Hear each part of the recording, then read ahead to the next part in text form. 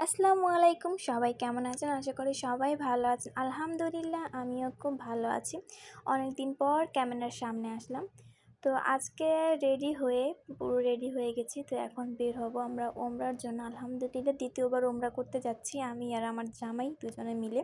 তো এই যে আমার জামাই পুরো রেডি। তো আমরা এখন বাসা থেকে বের হচ্ছি। তো বের হয়ে বাসা থেকে সিঁড়ি থেকে নামাটাই হচ্ছে আমার জন্য খুবই কষ্টকর। ৪ তলা থেকে নিচে নামাটা কত যে কষ্টের, যারা থাকে তারা বোঝে। আর এই বাসায় লিফট নাই, এই জন্য হচ্ছে সমস্যাটা বেশি। যাই হোক, অনেক কষ্ট করে বাসা থেকে বের হলাম। যে আমি হচ্ছে আমার জামাই সামনে সে একদম ভিডিও করতে দিতেছিল না, যে দেখা গেছে আমি হাঁটতে যে গিয়ে পড়ে যাই এই কারণে। তো আজকে ভেবেছিলাম যে খুব হাঁটাহাঁটি কম করব, কারণ শরীরের অবস্থা মোটামুটি। তো এই কারণে আজকে আরও বেশি হাঁটতে হয়েছে। তো আমাদের সাথে একটা ভাইয়ার যাওয়ার কথা ছিল, সে যায় না দেখে আমরা তার জন্য ওয়েট করতে করতে রাত্র ৯টায় বের হয়েছি। তো এসে আমরা বাসা থেকে রুম থেকে বের হওয়ার পরে কোনো গাড়ি পাই নাই।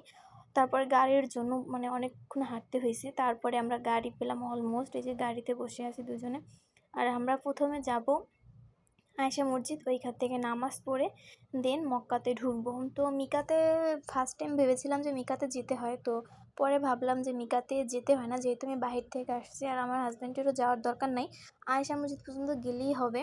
তো শেষবার যখন করব তো তখন ভেবেছি যে মিকাত থেকে তারপরে আমরা মক্কাতে যাব। তো আমাদের রুম মক্কার কাছাকাছি, কিন্তু আয়েশা মসজিদটা একটু দূরে। তো এই কারণে আয়েশা মসজিদে যেতে হবে ফার্স্ট, তারপরে হচ্ছে মক্কাতে ঢুকতে হবে। এই যে আমরা আয়েশা মসজিদ চলে আসছি, এই যে দেখেন আয়েশা মসজিদ অলমোস্ট চলে আসতে। এখান থেকে নামাজ পড়ে দেন তারপরে আবার মক্কার দিকে রওনা হব। অনেক মানুষ, আর ফার্স্ট টাইম যখন করেছিলাম ওমরা তখন এতটা মানুষ ছিল না। আজকে প্রচুর পরিমাণে ভিড়, কারণ এখনই নাকি ওমরার সিজন, যেহেতু একটু শীত শীত পড়ে গেছে।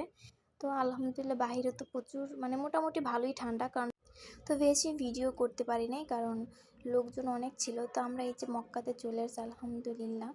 মক্কা মতন এমন একটা জায়গায় এসে উমরা হজ পালন করতে পারতেছি, তো আল্লাহর কাছে লাখ লাখ শুকরিয়া। ছোটোবেলা থেকে ইচ্ছা ছিল যে আল্লাহর ঘরে আসব, আল্লাহর হজ পালন করব, উমরা হজ পালন করব। তো আল্লাহ পাক জামাইয়ের হাত ধরে এত সুন্দর একটা জায়গাতে আনছে, আল্লাহর কাছে লাখ লাখ শুকরিয়া। হয়তো খালি হাতে এসেছিলাম আল্লাহর কাছে, আল্লাহ কাছে যে আশা নিয়ে এসেছিলাম আলহামদুলিল্লাহ আল্লাহ সে আশাও পূরণ করছে। সহি সালামতে এখন বাড়িতে ফিরতে পারলি আলহামদুলিল্লাহ।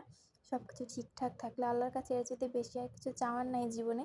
একটা মেয়ের জীবনে বিয়ের পর নিজের হাজব্যান্ড আর একটা সন্তান সহি সালামতে পৃথিবীতে আনাটাই হচ্ছে একটা মেয়ের জীবনে সবচেয়ে বড় জিনিস। তো আল্লাহ পাক আমায় দিছে। এখন সুস্থভাবে সুন্দরভাবে এই পৃথিবীর আলো দেখাতে পারলেই হচ্ছে আল্লাহর চাইতে, আল্লাহর কাছে আর যেতে বেশি কিছু চাই না। তো আমি দোয়া করব যাদের আশা আছে, এখানে আশা যারা নিয়াত করছেন আল্লাহ পাক যেন সবার আশা পূরণ করে। যে দেখেন এটা হচ্ছে ইব্রাহিমেরই যে পায়ের ছাপ, এই যে দেখেন এখান থেকে দেখা যাচ্ছে আলহামদুলিল্লাহ। এই যে এখানে আসতে হয়, যে এখানে অনেক ভিড় ছিল, কারণ প্রচুর ভিড় এখনও ওমরা হজের সিজন যেহেতু। তো তারপরে এই যে আমরা সাফা পাহাড়ের দিকে হয়ে গেলাম ওখানে রাউন্ডে, কারণ ওইখানে তো এত বেশি ভিডিও করা যায় না। তো সামান্য কিছু ভিডিওর ক্লিপ নিয়েছিলাম উমরা করার পরে। তো এই যে উপরে এসে দেখি যে এখানেও সাফা পাহাড়ের এখানে এসে 7বার দিতে হবে। তো এইখানে যে সবাই পরিষ্কার করতেছিল, তো এই কারণে সবার হাজিদের একটু হাঁটা চলায় একটু সমস্যা হচ্ছিল, কারণ এখন রাত্র বাজে প্রায় 1টা-1:30টার মতন। কারণ আমরা বাসা থেকে যেহেতু বের হয়েছি, আবার অনেকক্ষণ গাড়ির জন্য দাঁড়িয়েছিলাম। তারপর যখন আয়েশা মসজিদ থেকে আমরা মক্কাতে এসেছি তখন অর্ধেক পথে গাড়ি থেমে থামতে হয়েছে, কারণ গাড়ির ভিতরে ঢুকতে দিতেছিল না। তখন ওইখান থেকে অনেক পথ হেঁটে তারপরে আসতে হয়েছে। তো অনেকটা ঝামেলা হয়েছে আজকে। দেখ আলহামদুলিল্লাহ উমরা হজটা পালন করতে পারছি, এটি অনেক আল্লাহর কাছে লাখ লাখ শুকরিয়া। আর এই যে আমি আর আমার জামাই যে হাঁটতেছি এইখান থেকে যেতেছিলাম, আর কিছু কিছু ছোটো ছোটো ক্লিপ নিতেছিলাম। আজকে প্রচুর মানুষ, প্রচুর উমরা যাত্রী, অনেক হাজি আসছে।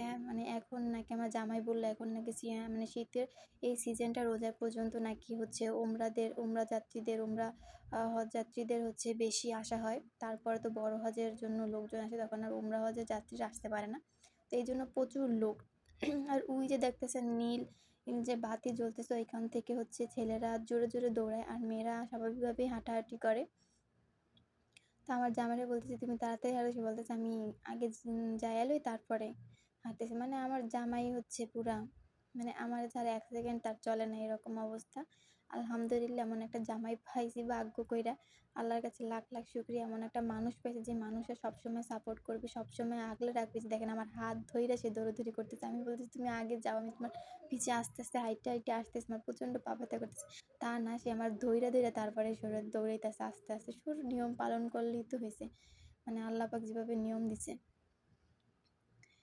এই যে দেখেন কি পাগলামিটাই না করতেছিল। পরে বললাম যে, "তুমি যাও, আমি আস্তে, আস্তে হাইটে আসতেছি, গিয়া দাঁড়াও।" তারপরে সে আগে চইলা গেছে, আমি পিছনে আস্তে, আস্তে হাঁটতেছিলাম। তো আজকের ভিডিওটা এই পর্যন্ত ভাবলাম একটু শেয়ার করি। তো আপনারা খারাপ মন্তব্য কেউ করবেন না। আল্লাহ হাফেজ।